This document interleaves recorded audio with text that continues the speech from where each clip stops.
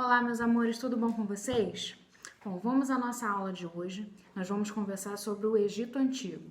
Antes de começar as explicações, eu tenho que conversar com vocês algumas questõezinhas sobre esse conteúdo.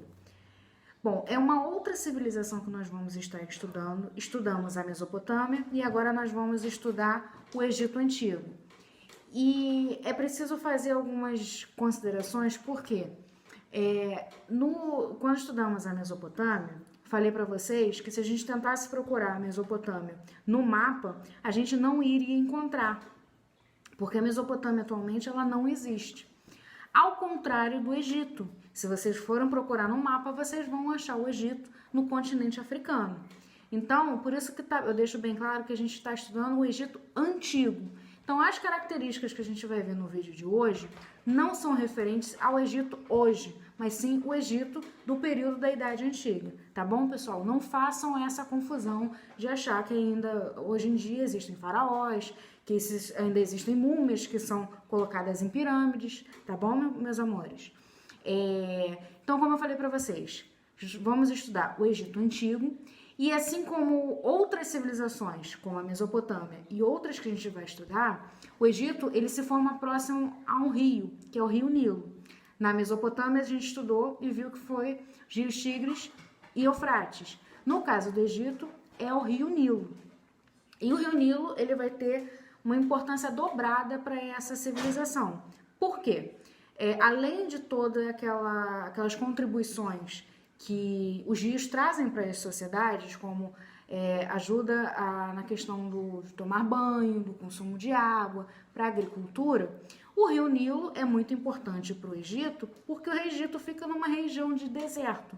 Se não houvesse o rio Nilo, seria impossível ver uma civilização ali. Uma região de deserto, onde só tem areia e calor, não teria condições de haver uma sociedade, se não tivesse o rio Nilo. Então, por isso que ele é muito importante. E o Nilo, ele tinha um processo de cheias, onde no período chuvoso do ano, a água transbordava e passava para a margem e ficava num período onde essa água transbordava. Quando essa água retornava ao seu curso normal, ali ficava uma espécie de lodo, e aí as pessoas aproveitavam aquele lodo, que era muito fértil, para fazer as suas plantações. E aí, mais uma importância do Rio Nilo para essa sociedade. Então, dito isso, vamos agora às outras informações do vídeo. Egito Antigo, módulos 7 e 8. Hoje nós vamos estudar uma outra civilização, que é do Egito Antigo. Anteriormente, nós estudamos a Mesopotâmia e vimos que hoje em dia não existe mais o território da Mesopotâmia. Com o Egito é diferente. O Egito existe ainda nos dias de hoje. Como vocês podem ver aí nesse mapa, o Egito fica localizado no continente africano, aí nesse pedacinho vermelho, aí no cantinho, bom? Bom, como a gente pode ver, o Egito daquele período, ele era dividido em Baixo Egito e Alto Egito, como vocês estão vendo aí nessa imagem. E é isso mesmo, é o contrário, tá? O Baixo Egito lá em cima e o Alto Egito lá embaixo. Então, era um território dividido e, além disso, ele era cortado por um rio, o Rio Nilo. Então, como eu já havia falado para vocês, todas as sociedades elas vão se formar próximo aos rios para aproveitar as utilidades da água para a sobrevivência. No caso da Mesopotâmia, eram os rios Tigres e Eufrates. Aqui no Egito é o rio Nilo. Existe uma frase que diz: Egito é a dádiva do Nilo. Dádiva significa presente. Então essa frase diz que o Egito é um presente do rio Nilo. Por que essa frase diz isso? Porque, gente, pensa comigo, o Egito era e é uma região de deserto. Só foi possível existir vida no Egito por conta do rio Nilo. Se não houvesse esse rio, era impossível alguém sobreviver nessa região de deserto, onde só tem areia e calor. Então, o Egito existe graças ao rio Nilo. O Egito, nessa época, bem no início da sua história, era formada por tribos que eram chamadas de nomos. E o governante dessas tribos eram chamadas de nomarcas. Um nomarca chamado Menés, atenção, é Menés, não é Manés não, hein? Menés, ele resolve unificar esse território. O Baixo e o Alto Egito, ele resolve unificar e transformar tudo em Egito. E aí ele se torna o primeiro governante desse Egito. Então ele se torna o primeiro faraó do Egito. Observem aí que tem uma imagem ao lado do Baixo Egito e do Alto Egito, em que tem o nomarca, e o Alto Egito, por exemplo, tem um nomarca com um chapéu branco. O Baixo Egito tem um nomarca com um chapéu vermelho. Quando há unificação de Alto e Baixo Egito, esses chapéus, eles se unem e aí viram um símbolo do faraó. E aí percebam que é o chapéu branco e o chapéu vermelho, a união desses reinos, tá? Como é que fica a sociedade no Egito Antigo? Então a gente tem aí um desenho de como é que é formada essa sociedade. No topo da sociedade está o faraó. Quem é o faraó? É o governante. Então no Egito o governante não é chamado de rei, é chamado de faraó. Ele é a pessoa mais importante dessa sociedade, é o chefe político, e ele também é considerado um deus na terra. Então ele também é adorado, tá? Abaixo de Faraó estão os nobres, a família de Faraó e outros que trabalham para ele, e os sacerdotes, que além da função religiosa, eles também têm uma função de médicos, eles trabalham com ervas, então eles sabem curar doenças, eles têm propriedades medicinais. Abaixo os militares, os soldados, depois os escribas. Os escribas têm uma função muito importante nessa sociedade, porque eles são os únicos de toda a sociedade egípcia que sabem ler e escrever. Nem o rei sabia ler e escrever. Então, por que isso é muito importante? Porque o conhecimento vinha deles. Somente eles sabiam ler e escrever, tá? Depois tinham os comerciantes, artesãos, camponeses e, por fim, os escravos naquela mesma condição. Eram os mais sofridos da sociedade. E qual era a condição para ser escravo? Ou dívida ou guerra. Mesma situação na Mesopotâmia. O faraó era um governo monárquico, ou seja, o que significa isso? É um governo onde a pessoa não há uma eleição, ele governa para o resto da vida, ele governa até a morte, e aí ele é substituído por algum filho ou filha, ou por algum parente mais próximo. E, além disso, é uma monarquia teocrática. Atenção a essa palavra. O que significa teocracia?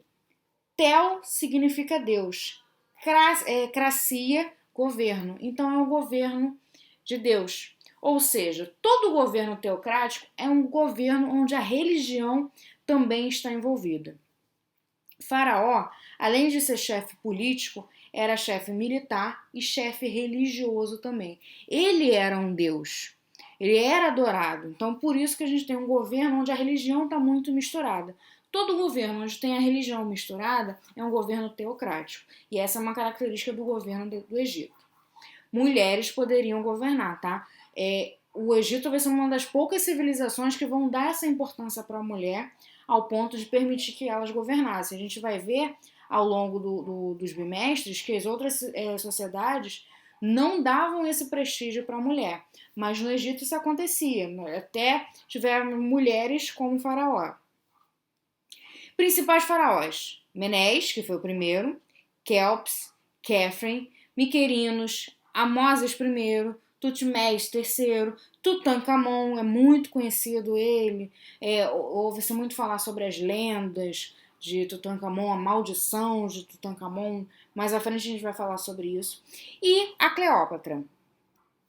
Essa imagem aí não é da Cleópatra original, a gente não tem uma imagem dela, porque naquele período não havia fotos, não se achou nenhuma pintura da Cleópatra, mas eu trouxe essa imagem para falar sobre como os filmes hollywoodianos, né, os filmes norte-americanos, retratam a Cleópatra como uma mulher branca, como vocês podem ver.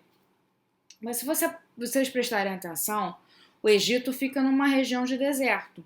Então, dificilmente alguém que vivesse no Egito teria pele clara. Porque no sol aquela pele ia esturricar. Então, é muito mais comum na região de deserto que a pele seja mais morena para negra. Então, é quase que impossível Cleópatra ser branca.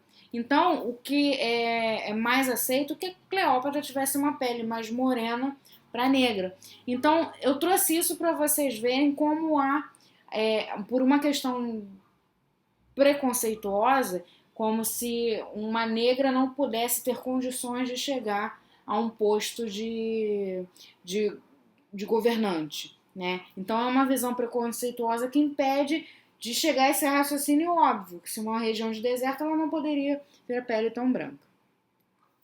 Sobre a escrita dessa sociedade, dessa civilização. Eles tinham 3 tipos de escritas. A demótica, que eram registros do cotidiano das pessoas, era a forma de escrita mais popular. Hierática, que era usada apenas pelos nobres e pelos comerciantes, e os hieróglifos, que eram documentos oficiais e sagrados. Todas essas formas de escritas eram feitas pelos escribas, mas para assuntos do cotidiano usava a escrita demótica. Para os assuntos dos nobres, dos comerciantes, a hierática. E os documentos oficiais e sagrados eram escritos em hieróglifos. E como é que era essa escrita?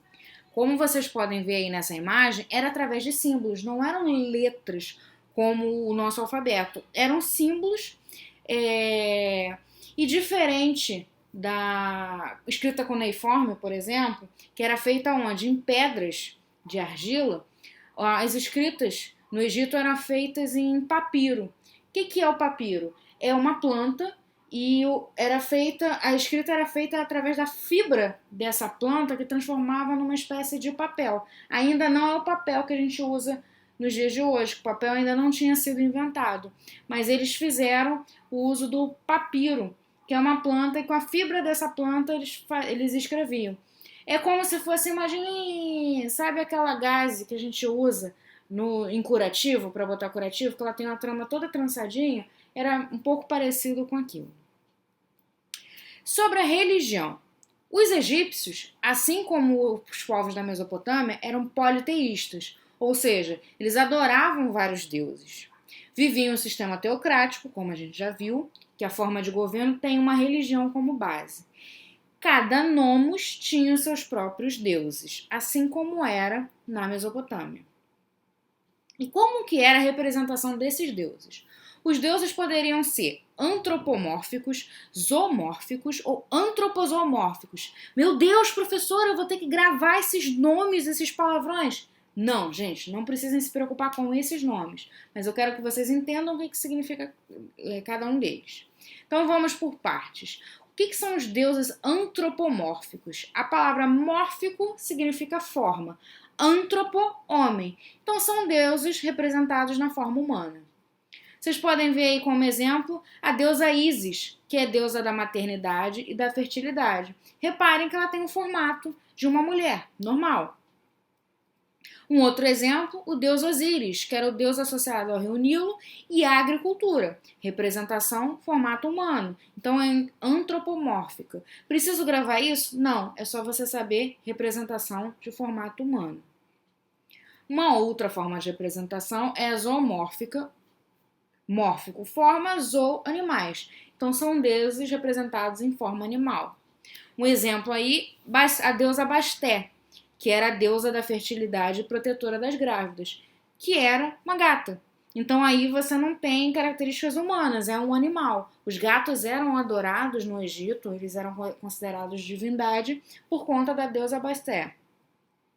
Uma outra forma de representação são os deuses antropozoomórficos. Tinha a forma de homem e de animais. São deuses representados em forma humana e animal. Exemplo, o deus Anubis, que é o deus da morte. Então reparem que ele, do pescoço para baixo, tem a forma humana. A cabeça é de um chacal. Então é de um animal. Então é meio a meio. Outro exemplo é o deus Ra, um dos deuses mais importantes do Egito, é o deus Sol. Então, do pescoço para baixo, a forma humana. A cabeça era de uma águia.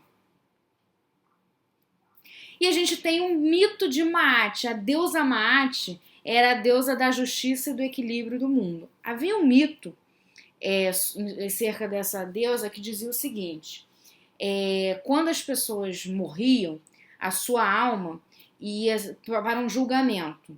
E nesse julgamento estavam presentes todos os deuses. E a pessoa que morreu tinha que fazer um juramento a esses deuses. E aí jurava que tinha feito coisas boas na vida, que não tinha matado ninguém, que não tinha feito ninguém sofrer, que foi uma pessoa boa. E depois, o seu coração ela colocado numa balança, como vocês podem ver aí na imagem. E aí, o que se fazia? O coração ficava de um lado da balança e do outro lado ficava a pena da deusa Maat. E o coração tinha que ser mais leve do que a pena. Isso significava que você fez coisas boas na vida e merece ter a vida eterna. Se o seu coração fosse mais pesado do que a pena, isso significava que você foi uma pessoa má e você não merece ter a vida eterna. E aí o deus Anubis, que era o deus da morte, comia a sua alma. Gente, lembrando que isso era um mito, tá? Até porque nunca que uma pena vai ser mais leve, vai ser mais pesada do que um coração. Mas era um mito que os egípcios acreditavam. E assim, isso significava muitos elementos que a gente vai ver mais à frente. As pirâmides, que são uma das grandes representações dos egípcios. Qual era a função dessas pirâmides? Tinha a função de túmulo para o faraó e para a família dele, tá? Então essas pirâmides não era para todo mundo, era apenas para faraó. O faraó mandava construir essas pirâmides e ali ficavam guardadinhos o corpo do faraó e da família. Por que isso? Os egípcios acreditavam na vida após a morte. Então eles acreditavam que quando eles morriam, eles iam para aquele julgamento que eu falei anteriormente, a alma deles ia para esse julgamento. E aí, se desse tudo certo, eles ganhariam a vida eterna, então eles voltariam para pegar o seu corpo e ir para a vida eterna. Então, por isso, eles precisavam conservar o corpo deles, porque se o corpo apodrecesse e virasse só ossos, seria como uma espécie de alma penada, a alma ia ficar sem o corpo, então era preciso preservar esse corpo. Então, como que eles preservavam esse corpo? Através da técnica da mumificação, de fazer múmias, como vocês estão vendo aí nessas imagens. Então, como é que era essa técnica de mumificação? A pessoa morreu, era feita um trabalho nesse corpo. Era aberto o abdômen dessa pessoa, retirado todos os seus órgãos de dentro. Ali dentro era colocado sal, e esses órgãos eram jogados fora. Só ficava o coração, porque o coração ia ser pesado lá no mito, como a gente já viu. E aí depois, esse corpo ia ficar por uns 70 dias banhado no sal, para que serve o sal? O sal vai ressecar a pele, mas vai proteger, não vai deixar que os animais comam. Então fica seco, mas não fica sem a pele, sem a carne. Após esses 70 dias, o corpo era enrolado em um tecido de linho, com especiarias, com óleos para ficar perfumado, e colocado dentro de um sarcófago, e ali ele esperaria até o dia em que ele retornasse, a alma retornasse para buscar o corpo. Lembrando que esse processo, como eu expliquei para vocês agora, somente as pessoas muito ricas que poderiam fazer. As pessoas mais pobres simplesmente colocavam no sal e depois enrolava, e é isso mesmo, porque não tinha dinheiro para todo esse aparato, tá? É claro que sim, não alma nenhuma voltava, aquelas múmias ficavam lá, e por muito tempo você falou, e com certeza vocês já ouviram falar sobre a maldição da múmia. O que era isso? essas múmias, elas eram dentro do sarcófago, eram colocadas no sarcófago, e dentro do sarcófago eram colocados seus pertences valiosos, porque eles acreditavam que quando a alma viesse, levaria o corpo e todas as riquezas que estivessem ali. Então eles colocavam muito ouro, muita riqueza, pedras dentro do sarcófago. Outras pessoas de outras sociedades, de tempos depois, descobriram isso e começaram a entrar nas pirâmides e saquear esses sarcófagos, abrir e roubar esses pertences. Só que o que acontecia? Muitas das vezes, quando abria, a pessoa morria imediatamente, misteriosamente. Então se achava que havia uma maldição, que as múmias eram amaldiçoadas. Mas, na verdade, os pesquisadores, muito tempo depois, descobriram que não se tratava de uma maldição. Na verdade, o que acontecia era que, como aquele corpo estava ali há muitos anos guardados, havia um efeito químico que a decomposição daquele corpo fazia que, ao abrir aquele sarcófago, o cheiro subia e aquele vapor era tóxico. Então acabava asfixiando as pessoas, matando as pessoas. Então as pessoas morriam não por uma magia, mas elas morriam por causa do cheiro que saía daqueles corpos, por causa das bactérias e dos vírus que tinham ali. Simplesmente isso, tá bom, gente? Então, revelei para vocês o segredo da maldição da múmia. A mumificação ela vai ser muito importante porque ela vai ajudar nos estudos sobre a anatomia humana. É a partir dessa técnica que eles abrem o abdômen e descobrem sobre quais órgãos que existem, para que eles servem. Então isso vai ser muito importante para a medicina, tá, gente? Então, para acabar, a gente tem aí os legados, as heranças, as contribuições que os egípcios deixaram para a gente. Então a gente tem aí conhecimentos matemáticos. Então, os cálculos feitos para construções de obras hidráulicas, das pirâmides e de outras coisas. A astronomia. Os sacerdotes estudavam muito sobre as constelações, sobre a posição do céu. E aí esse conhecimento também foi passado para outras gerações. Medicina, como eu acabei de falar, o conhecimento da anatomia humana, das formas humanas, dos órgãos, do funcionamento do corpo, com as técnicas de mumificação, e a arquitetura na construção das pirâmides e outras obras grandiosas. Pensem vocês, deixa eu voltar aqui na imagem, essas pirâmides elas estão de pé até os dias de hoje. E a gente está falando num período de mais ou menos 4.000 anos antes de Cristo. Então estamos falando mais ou menos de um período de 6.000 anos. E essas pirâmides estão de pé. Como é que esses caras há 6.000 anos atrás tinham conhecimento, não tinha formação de arquitetura, engenharia, e os caras conseguiram construir algo tão grandioso que ainda está de pé até os dias de hoje. Isso é magnífico, isso intriga até os arquitetos e engenheiros de hoje em dia. Então, para a gente terminar, a gente tem exercícios, são 2 módulos, então atenção, livro página 61, os conceituais, 1, 2, 4 e 5, o 3 não. Contextualizados apenas o 3 e o 4 e aprofundamento apenas o 2. Página 68, conceituais do 1 ao 5, contextualizados não, aprofundamento 1 e 2. Bom, espero que vocês tenham conseguido compreender a matéria. Não deixem de fazer os exercícios que foram indicados aí, fazer os exercícios extras que eu vou passar no grupo. Agora a gente está encerrando o primeiro volume, o conteúdo do primeiro bimestre. Em breve vocês vão estar recebendo o volume 2 e aí a gente vai estar dando continuidade ao conteúdo já de segundo bimestre, tá? Mas, por enquanto é isso. Façam os exercícios, novamente, façam os exercícios. Em caso de dúvida, não deixem de tirar dúvida comigo. Façam um resumo no caderno de vocês com os pontos principais. Tá bom, meus amores? Fiquem com Deus, se cuidem.